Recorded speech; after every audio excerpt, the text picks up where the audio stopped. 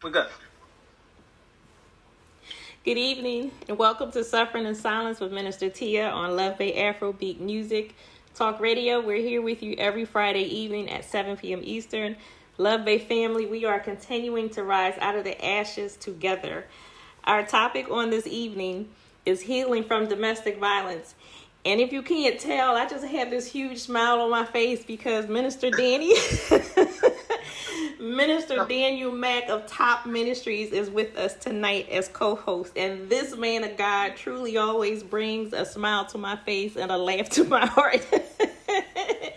So I appreciate God for him. Oh my God, yes, laughter is medicine, good for the soul. And we have with us our guest for this evening is Mackenzie Pacocha. She is LSW Counseling Manager of Domestic Abuse Project of Delaware County.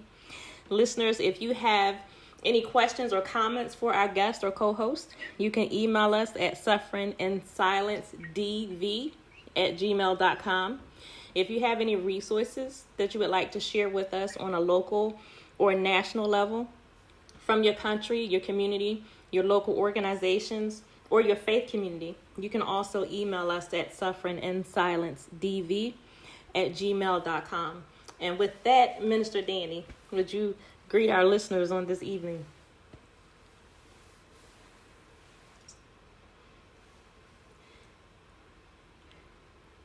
We can't hear you, Minister.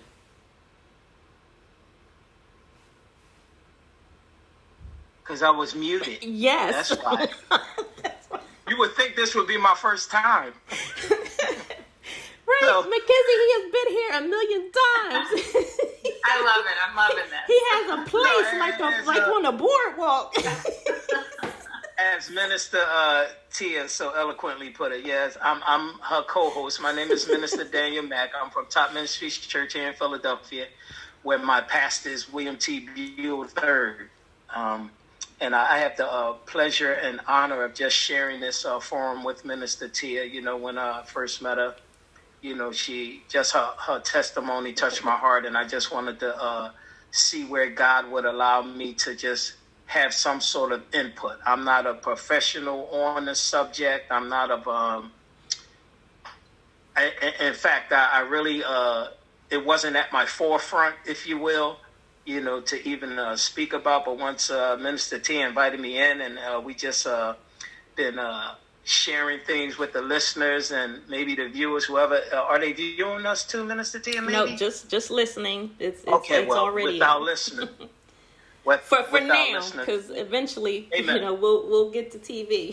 So I just pray I've been an encouragement, and whatever insight I can get from the male's perspective, I am so openly willing to share. Yes. Again, I'm not a professional at this. But none of us are. But I do have a heart for people. So yes. And Minister Danny, tell Luv Bay where Top Ministries is, please. So Luv Bay right now, Top Ministries is at the 4100 block of City Line Avenue, the Courtyard Marriott. It's right at the top of City Line Avenue, right behind the Friday's restaurant in Philadelphia, Pennsylvania. Awesome. Mackenzie, would you please introduce yourself to our listeners on this evening? Yes, thank you for having me, Minister Tia. My name is Mackenzie Pacocha. I am the manager of the counseling department at the Domestic Abuse Project of Delaware County. So we serve survivors of domestic violence that live in the Delaware County region. And I'm just really excited and happy to be here tonight. I love the little bit of Friday night humor that we're having so far and laughter. Yes. I think we all need that after the work week. So excited to be here and talking about a topic that I'm really passionate about. So thanks again for having me. Thank you so much. So listeners, as usual, we want to start with sharing some resources. And I want to say, wherever you are listening to us around the globe, if you reach out to your national organization, they will be able to direct you to local organizations to your area. If you send resources to us, we will definitely share them. We will get as much information as we can out. But if you do not hear a number or a website that is where you live, I want everyone to know and understand to reach out to the national agency where you are. in your country, and you will be directed where to go locally. And also that national agency should be able to assist you as well. And I want to start with sharing the information for DAP because, again, this is the organization that I went to personally to receive help from. So the Domestic Abuse Project of Delaware County, their 24/7 hotline number is 610-565-4590. And reaching out to this number, you will be able to get access to their counseling, legal services, and housing services. We also have the National Domestic Violence Hotline. Their website is www.thehotline.org. Their phone number is 1-800-799-7233.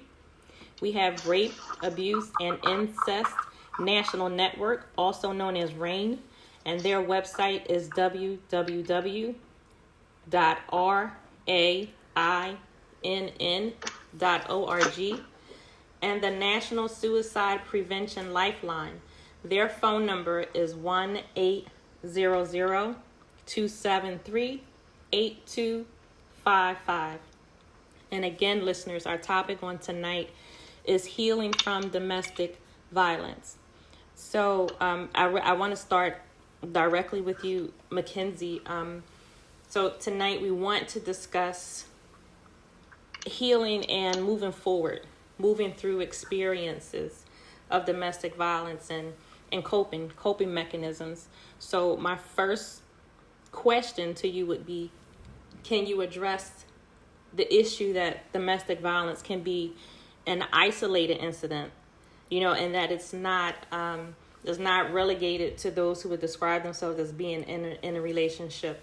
It doesn't have to be like over a period of years or weeks or months. It could just be one incident or something, that doesn't happen on a daily basis. So can you first address that issue? Yeah, absolutely. I'm really glad that you brought this up. I think this is a huge misnomer that exists about domestic violence. I think, when we see domestic violence in the media, like in movies, on TV, it's portrayed as like in long-term relationships, marriages, and often as physical abuse. But in reality, it really can touch anybody. It can be in a relationship that's as short-term as just a couple of dates, or maybe it's just one date even with a person. And, a lot of the work that I do with people is even after maybe they've left an abusive relationship and they're starting to get back out there, and if they're interested in dating folks or having sexual relationships with folks, like looking for those red flags and kind of listening to their body and their mind and everything that might come along with that. So it definitely doesn't have to be a long-term relationship. Another thing that comes to mind, too, that I think a lot of people don't think about is family member abuse. Yes. So domestic violence actually encompasses, both romantic relationships, but also between family members. So that can be a parent, a sibling, an aunt, an uncle, a grandparent, whatever the case might be. Yes. Yeah. I actually know of, there are men who are having difficulties in relationships because they were abused by their sisters. And so, there are men who can't handle, people and stories that I've come into contact with, men who can't handle relationships because they're dealing with the abuse from their sisters in their early life. And they've either become abusive because they're seeing women through the eyes of what their sisters did to them, or they are the ones who are being abused because they, for whatever reasons, can't get out of the cycle of how their sisters treated them, and they're having a tough time moving forward. And so that would lead me into my next question, because I think the first effort in moving forward in your life and in the area, but specifically this one, the first effort has to be honesty. Some people are actually unaware that they're in abusive relationships. They really don't know what to call it. They're not recognizing the signs and the red flags for what they are. So can you talk about the importance of first really recognizing where you are and being honest with yourself on if you're in a abusive relationship so you can move forward? Yeah. I think this is like one of the hardest things, right? It's so challenging. I think that it's hard for a lot of people to define for themselves. And I guess, there's multiple different experiences that people have. And just some of the various experiences that I've heard people describe is some people are like, I feel like I was hit by a wall all of a sudden. And I saw what was happening, and it just became really clear to me almost overnight, and I just had to get out of this situation, and really that sense of urgency. And then a lot of other folks kind of share this experience of like, I started to identify some red flags, but then things got better, and that's really not, that's pretty common too with just the way that the cycle of abuse that we see works. And oftentimes people will describe that there's like a big incident, and then that's followed by a period of like a honeymoon phase, and then maybe it's calm for a while, but then maybe things start to kind of escalate again, and that can be so confusing. So I think that makes it really challenging and difficult for a lot of people to see, and also gaslighting. And I don't know, a lot of people are familiar with that term nowadays. I feel like I've seen it a lot in media, but for anybody that might not be familiar with what gaslighting is, it's basically just the idea that somebody is denying somebody's experience and telling them maybe that their experience didn't happen the way that they see it, or that maybe they're the person that's actually abusive. So that can really make somebody question their experience and their reality. And I've even worked with people who have gotten out of their situations and are still questioning, like, was I abused? Right. So I always encourage people to try to get support from a therapist to work through that, because they are somebody who's like unbiased that you can really pick that apart with, if that makes sense. Yes, it does. So I want to go back to a point that you made earlier, and then I'll ask Minister Danny if you have a question or comment. But when you first started speaking, you said that abuse is not always physical. And that is what most people look for. They look for someone who's being hit. They look for, obvious bruises and, broken bones and, bloody lips, things like that. Or they look for someone covering up. They're wearing a lot of makeup or wearing clothes out of season, like, long sleeve shirts and sweaters in the summertime. But abuse, does happen in other areas. It's mental, it's emotional, it's financial. But something that I do say and counsel individuals in is, no matter what area you may find yourself in, if it goes unchecked, if it continues to happen, then no matter where the abuse starts, it all ends up in physical violence because it grows over a period of time. It can be quickly, or it can be something, that, takes its time and moves in a slower pattern. But no matter where it starts, it could be verbal and emotional. But again, if it goes unchecked, it ends in domestic violence and physical violence. Minister Danny, do you have a question or comment?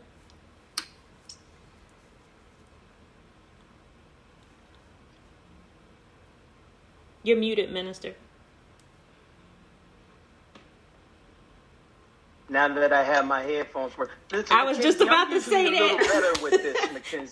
I was just about to say that. You put the headphones on. Y'all know me, Luv Bay. I usually have my thing together. I usually have it together. I believe you. It's okay. It's Friday night. We all had a long week. But yeah, just briefly before I even comment, I just want to thank Luv Bay for opening up their station, opening up their ministry for this cause right here. And Minister T, when you was just rolling off locations and names and area codes and areas where people can actually get help, it's not that just tells me it's a global thing. You know what I mean? It's just not.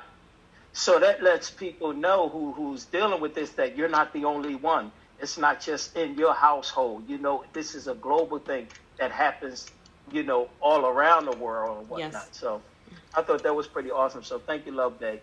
And my comment, my brief comment is just that just what Mackenzie was saying, like you may get into that relationship and you get into an argument or whatever, it gets physical.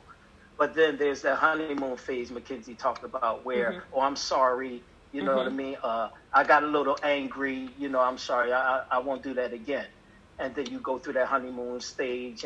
And that's why you're not even thinking that, did I just get, you know, abused? Or was that the start of something? Or do I need to be aware of something? No, you take that person as their word and everything. You're in love and then you just accept it. Or just don't even, you just dismiss it in a sense. And that's why I think it's so not easy, but that's why I think it happens again. That time frame, it cools off for a little bit and it happens again. And just for our listeners to know that your first intuition is usually correct. You know, so if you feel that something isn't right, it's not right. Not probably right, or maybe it isn't. If you think like, hey, this don't feel right, then it's not right. And then you go off of that. You know, you go off your first instincts, and sometimes that helps. But sometimes some people are just affectionately close to people that they just get drawn into the goo-goos and gagas and the smooth talk and everything. You know, so I just want our listeners just to be aware of the signs and know yourself, know what you're thinking or know what you're probably wondering is probably correct. So, Minister, if I can add to that, I just want to speak to that portion of being in love, because Luv Bay, you know, I was in a marriage. I was married for almost 20 years before I left my ex-husband. The entire marriage was not abusive, and I would say I was at least 10 years into my marriage before, you know, I realized this is a problem, you know. But I wanted to say I was in love. I was in love with that man. I was in love, and when I realized, you know, that this is an issue, that this is abuse, I had hope. I had hope that he was going to change, that the situation was going to change.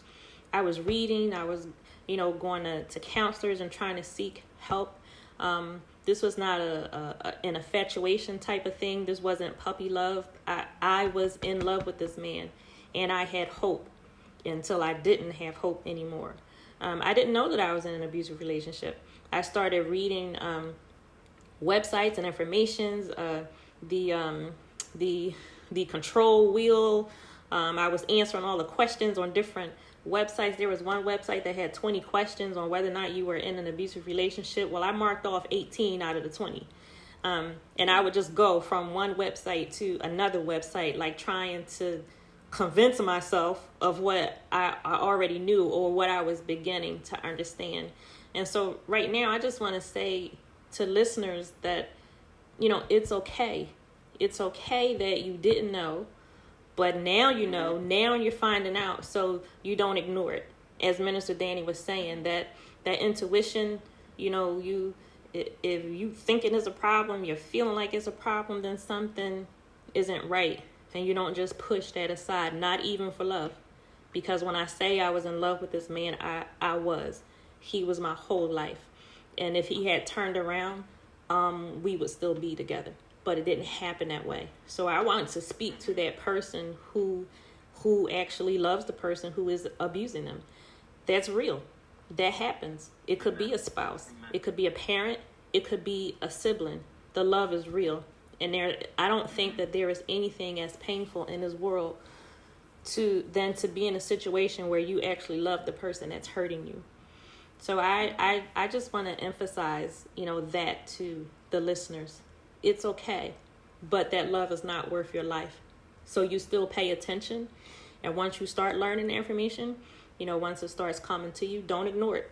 as Minister Danny says, you take it and you move forward and do what, you need to do.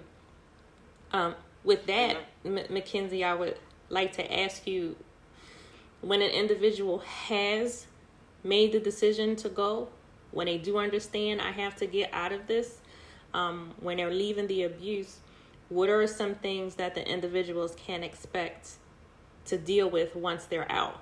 Because it's not as simple as what people, what people want to believe, or, just as easy as people say, just pick up your stuff and go.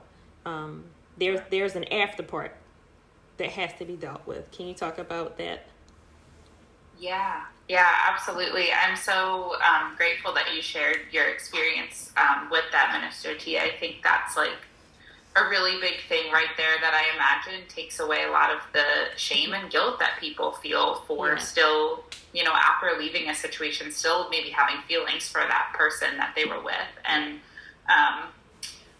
something somebody said to me one time really stuck out of like, abusers are not these two-headed devil people. Like, they're making bad choices and they need to get help for themselves, and that means that they're people, and it's hard. They're people sometimes that we love and care about, and there's a grieving process that comes with healing from domestic violence and realizing that you're grieving a relationship or a person that you thought that you were with, and that can be really, really challenging. And I think that's a big part of it is grief. And I think there's also a misnomer that, like, when you leave a relationship where domestic violence is present, that everything's going to be better, right? And you might be physically safe, whereas maybe you weren't before. Maybe you're more emotionally safe from that person's abuse, but there's a lot of things that can come up. One of the things that I'm thinking about is when you are in the relationship, oftentimes, and when you first leave a relationship, that can be the most dangerous time for people to leave. And oftentimes we go into survival mode, especially if you have children, if there's, you have a house together. There can be so many, different things, and it depends on the individual situation. But being in that survival mode means that your brain and your body does not have space to deal with emotions. Your body is going into fight, flight, or freeze mode, and it's like, I'm just gonna figure out how to survive right now, and that's all I have the capacity for. So oftentimes what I'll see, when working with people is they'll come into session with me and be like, hey, I'm out of this situation. I've been out for a couple of months, and I feel like I'm more depressed, anxious, and than ever before. And I kind of explain to people, well, yeah, you've been surviving this whole time. And now that your body and brain are starting to figure out that you're safe, like, it all comes flooding in at once. So I think, like, that's something to be aware of and to have compassion for yourself. And I think sometimes triggers can come into that too. So I mentioned that fight, flight, or freeze. So that is what happens to our body when it's in survival mode. So fight is, fighting off the danger. Flight is fleeing the situation, and freeze is trying to just blend in or not walking on eggshells, keeping the peace. So that's what our body and our brain does. Our autonomic nervous system does when it's sensing danger. What happens when we're finally safe again is that our body and our brain need some time to catch up to that, so it still thinks it's unsafe, and people can become triggered by anything in their environment. It can be a smell, it can be a taste, it can be a movie, a TV show, it can be a food, literally anything, and there's no way to know everything that is going to trigger you. So that can also be really overwhelming, and I also really encourage people to give themselves grace and self-compassion during that time when they're going through and trying to identify these triggers and going through that time where it feels really overwhelming, because all of the things that your body and your brain are doing actually kept you safe at one time. So there's a reason why they're there, and it's just that your body and brain need to start to recognize that they're safe again. Yes. Which is a lot. It is. It definitely is. So if I can comment, Mackenzie, just what you said and how you was breaking it down. It reminded me of that Julia Roberts movie, Sleeping with the Enemy. Yes. How even when she was away from the situation, far away from the situation, removed from the situation, she still found herself lining up the hand towels, making everything all neat and everything. So she was still in her head, didn't even realize she was free because she still had that fear that anything, like you said, Mackenzie, a smell, a look, you know what I mean? Just the towels being out of alignment was nervous to her, you know what I mean? So it took her some time, though, to start processing and realizing, hey, I am free. I am away from that situation, you know what I mean? So I can begin to start to live for me now. Yes. It's for my family now. And by no means, listeners, are we saying that would be an easy process to walk through. Exactly. You know, but it can be walked through. And that being said, Minister Tia, if you can, for what you said, what was your trigger to start going to the websites and everything? Like you said, you were married for 10 years. You were in it for 10 years. What clicked, or what was the point where you started to say, or even research to say, I'm in an abusive relationship? For me, it was, I couldn't explain it away anymore. I can no longer say he had a bad day at work. I can no longer say, you know, something else irritated him. That's why he blew up on me. It was like, at that point, it was in my face. Something is wrong. This is just not right. And it was the way that I felt. It was slowly tearing me down. So in the very beginning, I was like, okay, I'm good. I'm strong. I can take this. I can deal with this. I'm going to help you. You have an issue. But then it started to tear me down. It was, I mean, he was inflicting, you know, words and situations on me that he meant to tear me apart. He was trying to make me feel less than. And I started to feel that way. I changed. As I was watching him change, I changed also. But I just didn't see it quickly. It was like, just like I can say the man that I married was not the man that he turned into. The woman that I was when I got married was not the woman that I was when I realized that this was a problem. Yeah. I never had a problem with, you know, speaking up, saying what I need to say. I changed. I've never been the outgoing person, like the life of the party. That's not me. But when I need to do something, I do it. When I need to say something, I say it.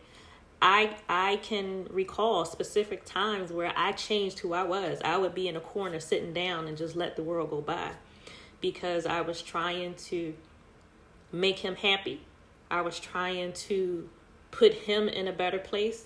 And at the same time, I was just different and there was nothing good about it. And so it just got to the point I just could not ignore it anymore. I just didn't know what it was. I didn't know what to call it. But when I started seeking out information, when I started reading what I didn't want to read, it was like right there in my face, the power and control wheel. Like I couldn't deny the information that was there. I couldn't deny how he would, you know, embarrass me in front of family or friends to make himself look good or feel good. I couldn't deny how he would treat me one way in front of people. You know, I would be, you know, on a pedestal. I was just so great. I couldn't do anything wrong. And then privately, it was completely different. So I couldn't deny, even though I didn't know what to call it, I just couldn't deny the changes that happened, you know, any longer. And I just knew I didn't like this. I didn't like how I was feeling. I didn't like not being me. I didn't like, you know, feeling the way that I felt. I didn't feel beautiful anymore. I didn't feel intelligent anymore. I didn't feel, you know, that strength that I believed that I had, you know, at one time before. I was a shell of who I was. And that's not hard to, that is hard to admit. You know, it's hard to look in the mirror and say, I'm not only am I different, but I'm different because the person that was supposed to love me and take care of me and protect me is doing this to me. So it's very hard to come to terms with. But that's what did it for me. I couldn't deny it anymore. I couldn't explain it away anymore. You know. Amen. Cool. I want to ask you, Minister Danny, and then, Mackenzie, if you can add to it. Can you speak to the issue of some men feeling like it's not masculine to say, I'm going through a healing process, let alone, to say I'm being abused, because all of this is the healing process.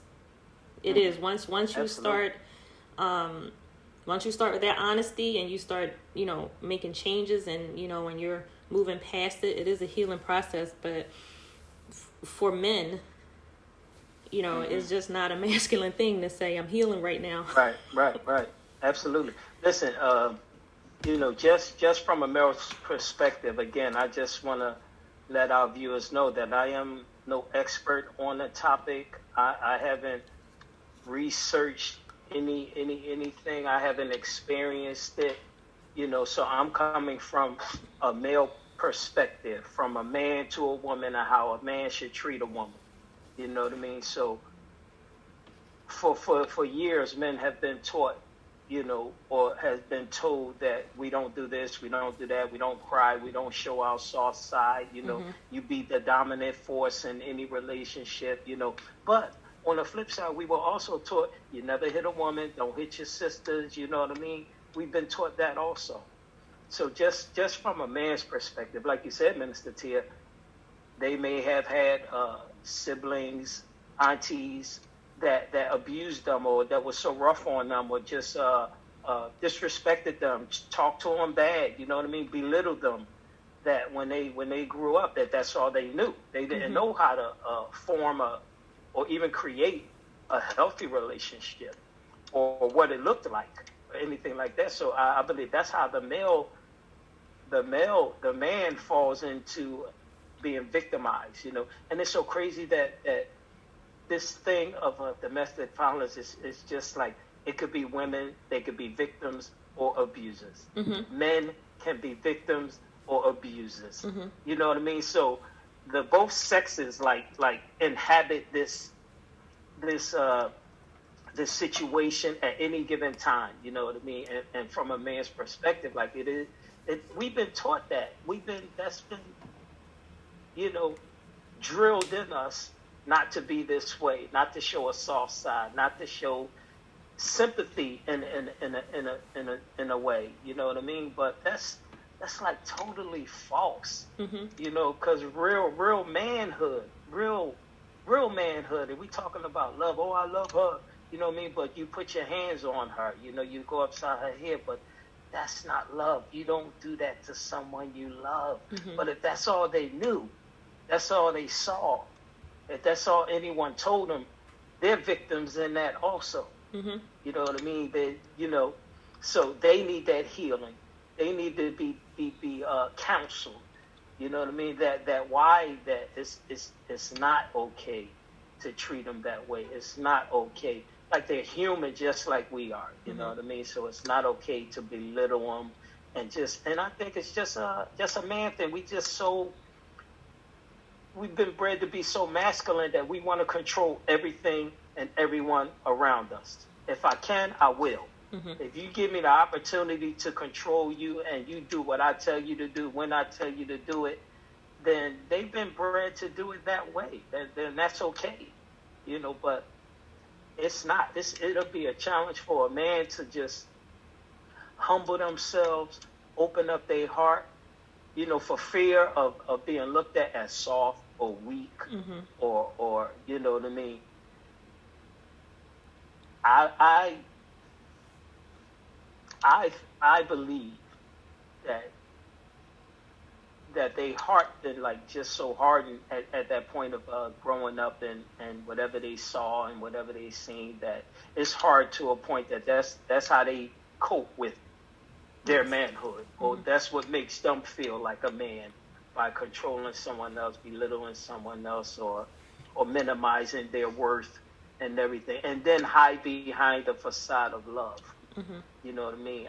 I love them, and she made me do it, and that's how you make them feel like they're the victim. Oh my God, I yelled, or she made me hit her. And viewers or listeners, you didn't do anything wrong, and that's hard for them to believe, since they've been told that for so long by that man who's just weak in his own self and his own self-confidence, that's his way of establishing his dominance in relationship. But it's okay to cry. Man, listen, I haven't cried so much since my life has changed, you know what I mean? Like, you would think, like, man, what you crying so much for? Everything is emotional to me. I can watch a movie and it be emotional, But that does not negate my manhood. Yes. You know what I mean? It's because I can cry and because I have sympathy.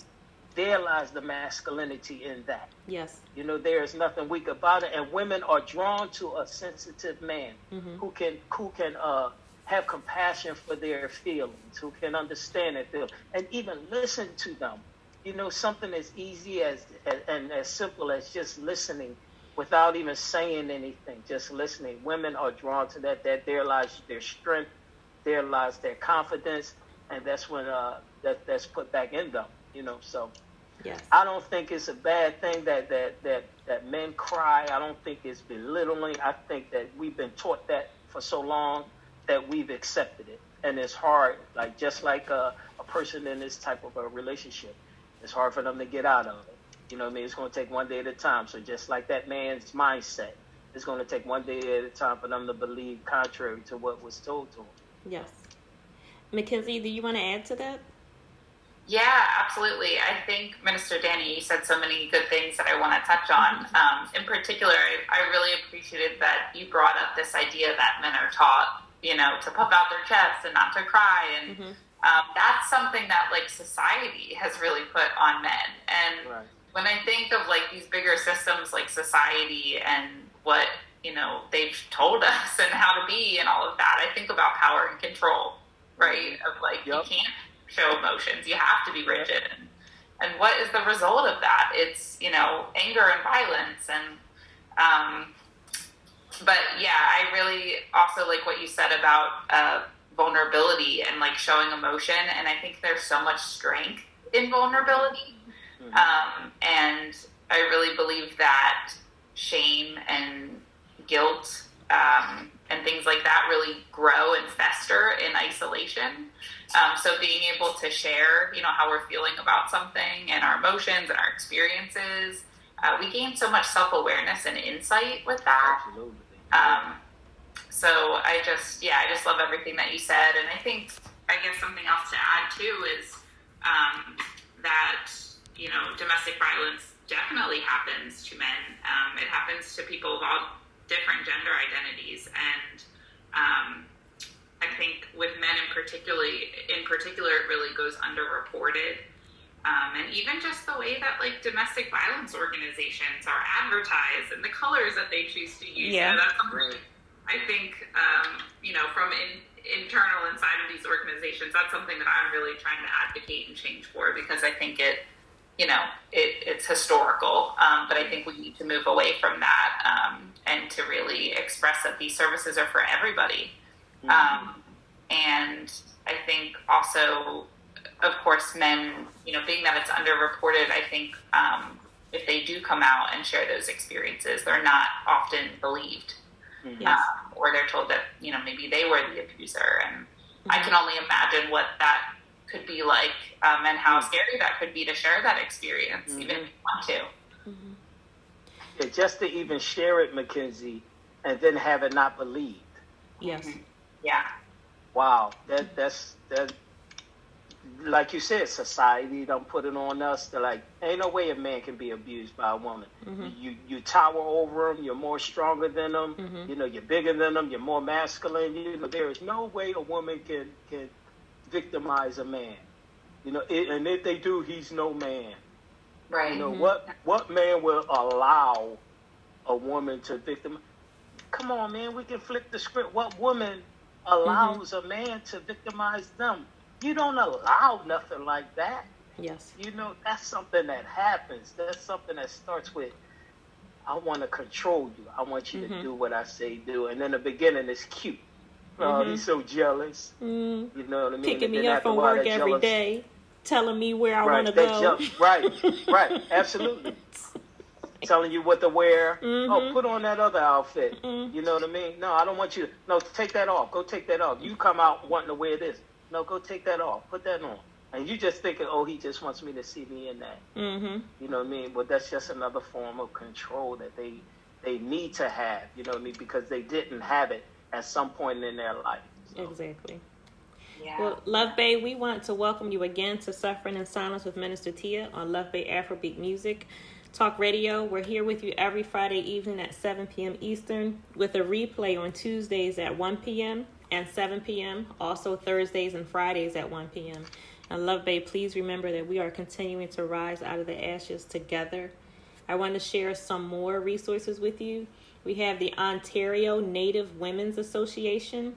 Their website is www.onwa.ca. Their email address is onwa@onwa.ca. Their phone number is 1-800-667-0816. We have the Befrienders Volunteer Action to Prevent Suicide. To find a helpline by your country, you can visit their website, www.befrienders.org. And then we have the Canadian Women's Foundation. Their website is canadianwomen.org. Their phone number is 1-866-293-4483. And their email address is info@canadianwomen.org. And listeners, we want to emphasize again, no matter where you are, if you reach out to the national agency where you live, they will be able to direct you to a local agency closer to your home.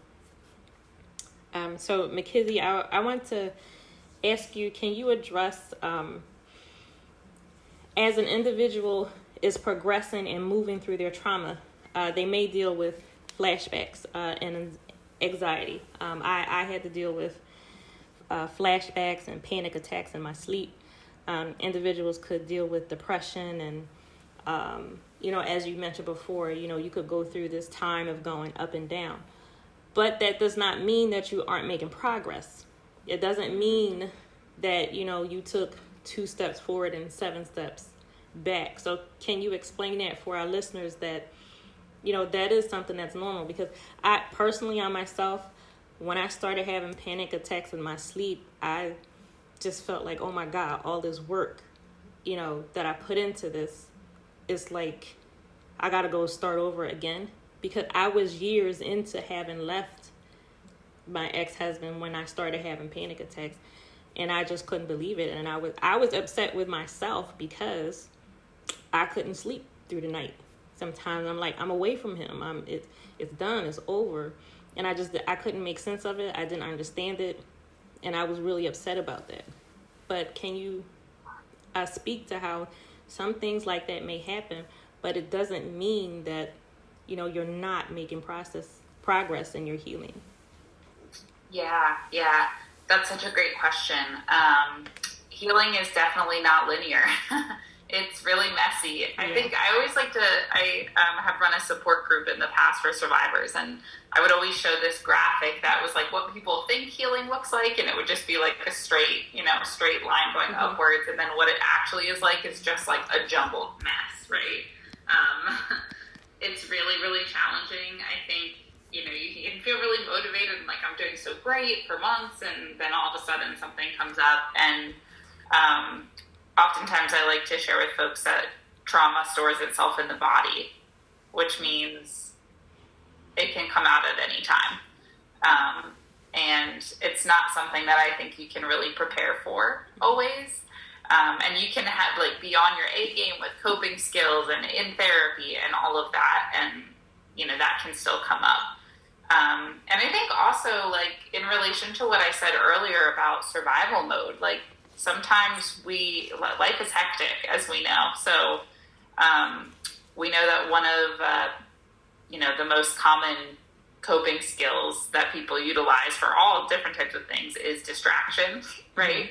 So sometimes when we have been really busy and things have been hectic and we take those moments to slow down, all of a sudden maybe some feelings that have been kind of pushed down for a while are coming up. And I don't think that's something to be ashamed of. And it's really, really normal and natural to happen, but it can be so challenging and frustrating. And I always just try to encourage people, give yourself grace. Like, this is not an overnight thing. This is not even in a couple of years thing. I think also for it, depending on, the person's situation, like, you might have not just this relationship to process. There might be childhood trauma that's tied into that. There might be unpacking, like, how did I get into this situation to begin with? That could come with a whole other load of stuff that you might be working through. That could take years and to process.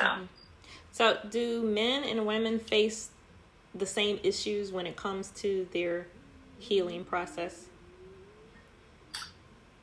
It's a tough question. I think that I don't even know if it's like a men and woman thing. I think it's just everybody deals with it differently is what I've seen. So I think that, as I spoke to earlier, I think that there is with the toxic masculinity and, like, what men are told that they need to kind of stuff their feelings down.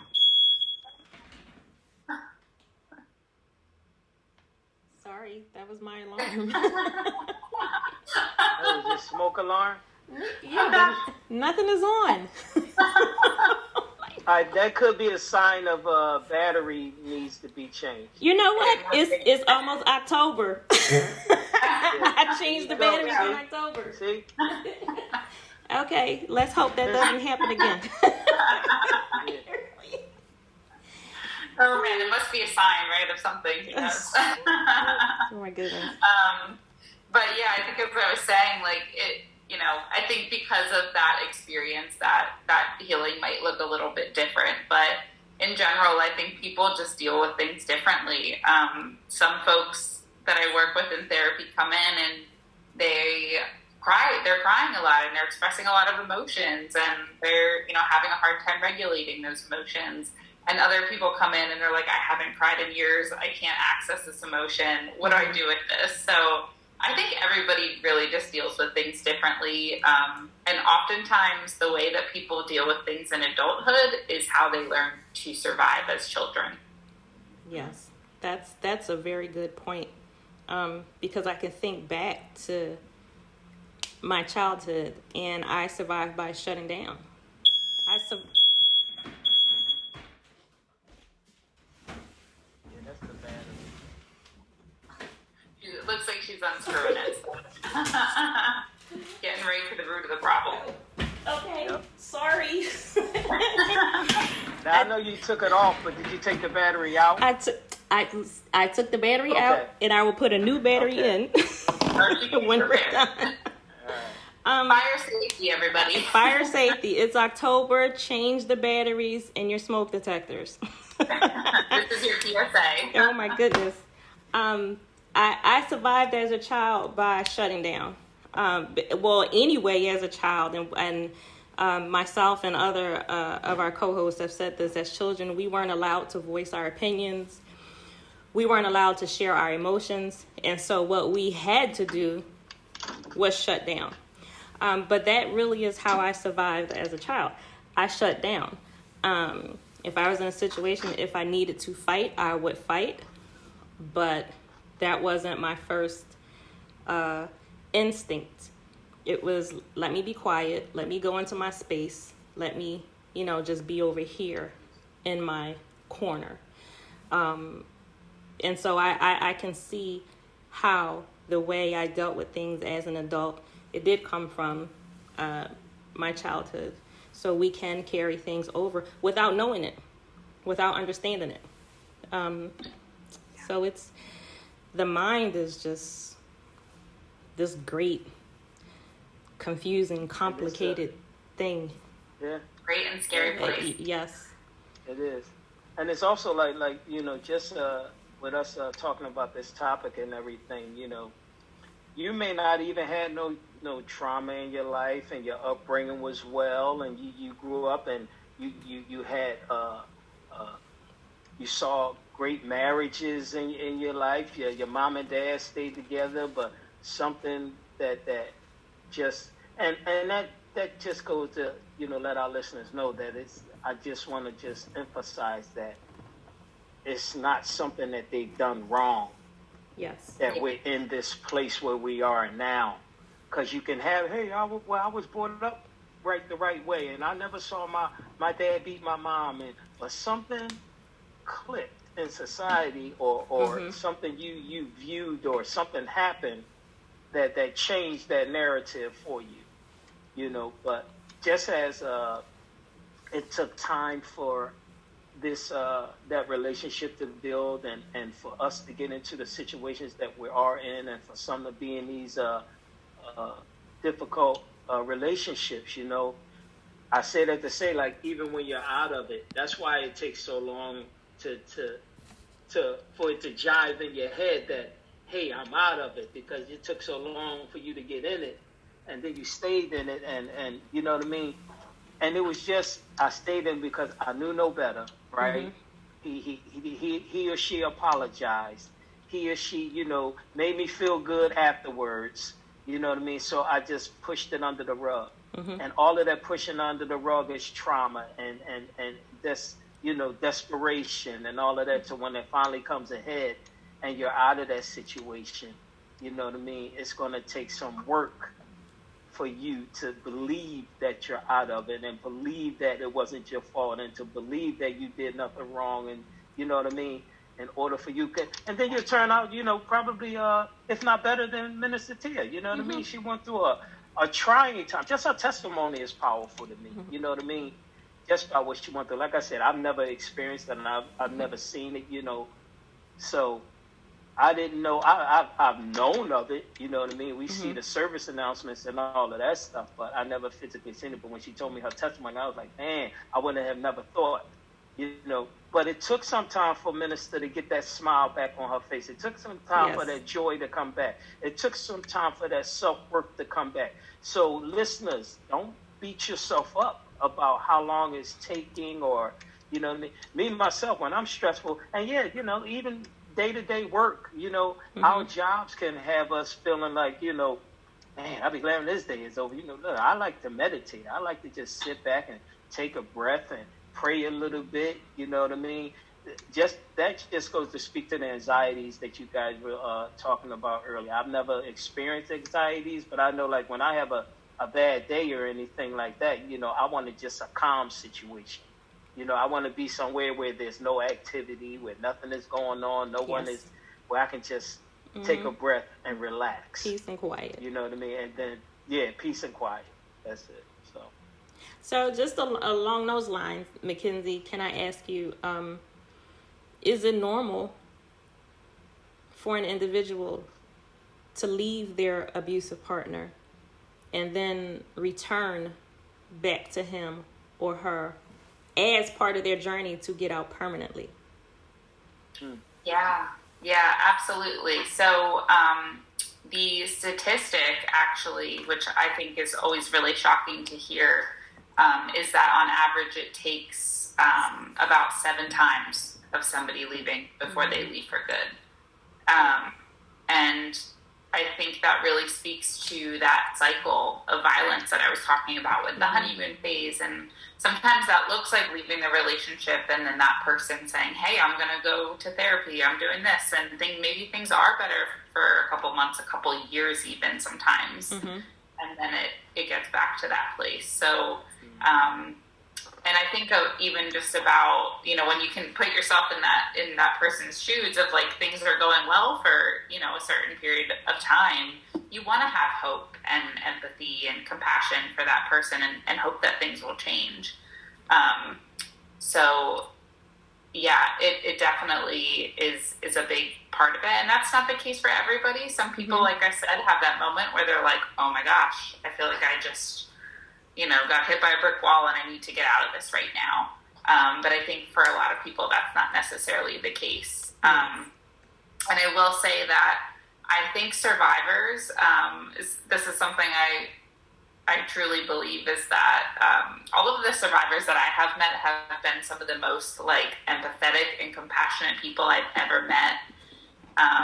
And I think a lot of folks who've experienced abuse and leave those situations really blame and hold on to a lot of blame for I shouldn't have been so empathetic and caring for this person. I shouldn't have gone back to this situation, but I did because I cared for them. And I always like to let people know that that's a beautiful trait, being an empathetic and caring and compassionate person. And that's not a trait to get rid of. That's not something you want to change about yourself. Right. It's just how do we be caring and compassionate and also have boundaries that we stick to and are based in our value set that we feel really are our core things that we are, what's the word I'm looking for?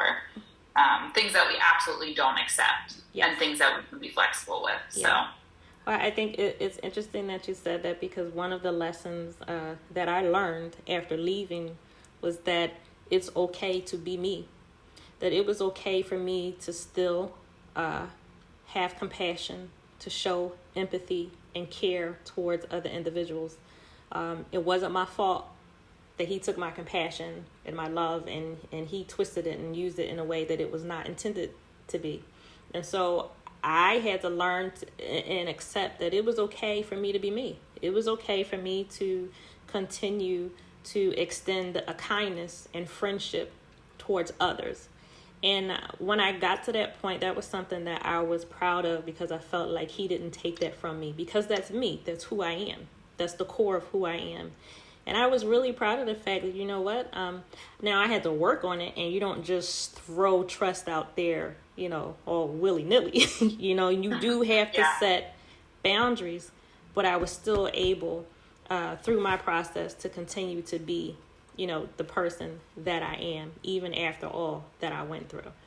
Now, when I left him, I only left once. But again, listeners, as you know, in my case, I was facing the threat of death. For me, it was a life or death situation. And when I realized that, when that clicked in my mind, if I stay here, this isn't going to end good. Because one of us was going to die in that house, or I was going to jail for defending myself. So when I got that, it was it was no turning back. I knew what I needed to do. So even if it's, not a case, on that level, it's still, you do what you need to do. Sometimes you may just need a breather, and you feel like you can go back and, try. You just do what's best for you. But I specifically remember times, that we call the honeymoon periods. I believe it was the longest time period that he was able to cover his attitude and his abusive nature was for about 2 years. But after each honeymoon period, his behavior was worse than it was before. And so during the time of that honeymoon period, I was walking along on eggshells, because I knew that it just wasn't right. It just didn't feel right. And so instinctively, I was waiting for the other shoe to drop. It just took different periods of time for that shoe to drop. But when it did, it was always worse than what had happened before. And that last time was my life being in danger. So I truly understand. And it's not black and white. It's not just pick your stuff up and go. It's not, you can look at an individual and see, this is how he's going to treat me. This is what she's going to do to me. I'm going to check my bank account and have no money in it. You don't know that. You don't know what's going to happen. And you don't know how it feels until you're in it. You really don't. It's easy just to throw words and scenarios out there, but when you're actually walking in it and you're trying to get out of it, it's not as easy, as said. But I do want to ask you, as we're wrapping up, how important is self-care when you are healing from domestic violence, when you are able to get out and, move forward? How important is it to take care of yourself? Yeah, self-care. Well, first of all, I want to thank you, Tia, for just sharing your experience tonight and kind of in relation to these questions. But to answer your question, I think self-care is really huge. And that's one of those things that I really encourage people to work with a therapist to figure out, because we talked about, these triggers and the way that, that can all manifest after leaving an abusive situation, but also even in an abusive situation, if you're in a situation like this and you can access counseling, I highly encourage it, because just having somebody to talk through while you're going through this situation to support you through that. But I think having somebody you can work with to figure out what coping skills work for what and that you're experiencing. And I always say, one thing isn't going to work for everything. You really need a toolbox, and it takes a lot of work to build that toolbox. So I think that it's extremely important to get support in that process so that you can start to work through these experiences and work towards healing. Mm-hmm. So you mentioned reaching out to a counselor and going through some coping skills. And then, Minister Danny, I'll ask you for a question or comment after this. Can you share some coping skills for the listeners? Yeah, absolutely. I would love to. So there's so many different types of coping. So I think I spoke earlier about this. Everybody's favorite coping skill is distraction, right? Yeah. When we're overwhelmed, we're just if we're feeling really down or anxious or upset, oftentimes distraction helps us feel like we have power over the situation. So it's not really helpful for a long-term situation, but it's helpful for a crisis or if you have a really stressful situation happening. So that can look like playing games on your phone, keeping busy, taking on extra stuff at work. Like I said, it's not going to work for a long time, but it's a short-term fix. So I always like to acknowledge that one because everybody already does that. And I think most people are really good at that. So, and don't need too much practice in that. Other types of coping skills that I really encourage people to practice are things like finding a way that you can physically express those emotions. So whether that be anger, sadness, happiness, whatever that looks like, shame, whether it's exercise, whether it's yoga, whether it's meditation or mindfulness. And a lot of people will always say that they don't have time for these things. And I say, well, when you're vacuuming your living room, try to pay attention to every little movement that you're making with the vacuum. Mm-hmm. Make that a mindful experience while you're doing the dishes. Pay attention to your body. I also encourage people just to try to check in with themselves throughout the day. Are my shoulders up to my ears? Am I all stiff? I set an alarm on my phone so that every couple of hours it goes off, and then I'm all right, I should check in with myself. Where am I feeling tension? And can I just take a minute to breathe? So those are some great ideas. I also encourage people to access supports. I know that not everybody has a support system. And like I said before, I've run support groups for survivors. I think that's a really, really great way to meet people who understand what that experience is like, because it can be so isolating. So that's something that I would recommend as well. Awesome. Minister Danny, do you have a question or a comment? No, just a brief comment. We will just for our listeners who may be experiencing, the type of relationship, the domestic violence, the tough, the scary relationship that you may be in. There is hope. there is a way out. You know, like we've said this evening that there are organizations out there, you know what I mean, that understands what our listeners are going through, that can sympathize and empathize with what you're going through, and just it'll take one move from you to start the process going.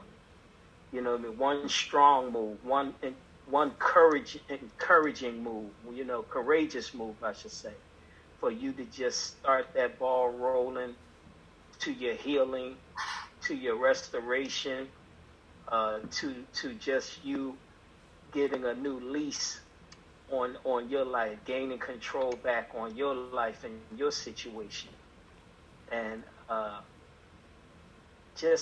just want to encourage, man. I love to just pray with people, you know, who's dealing with things or battling with things, or just don't know, you know, how to process it. What we were talking about, you know, just, you know, I love praying with people in those situations that it can be done. It is, and it is such a way, you know, for me, it's just prayer, like, when they say prayer changes things, it does. Yes. It does. It may feel like it. It may not feel like it at the moment, you know, and it may take some time for you to even realize it. But as you just praying, you don't even know what to pray or how to pray, you know, but you just being honest in speaking, you know what I mean, in sharing. And that heals, that, you know, that binds you back to yourself, you know what I mean? That brings you back to your inner self and whatnot, that you're not worthless, you're not, you know, you're not trash, you're not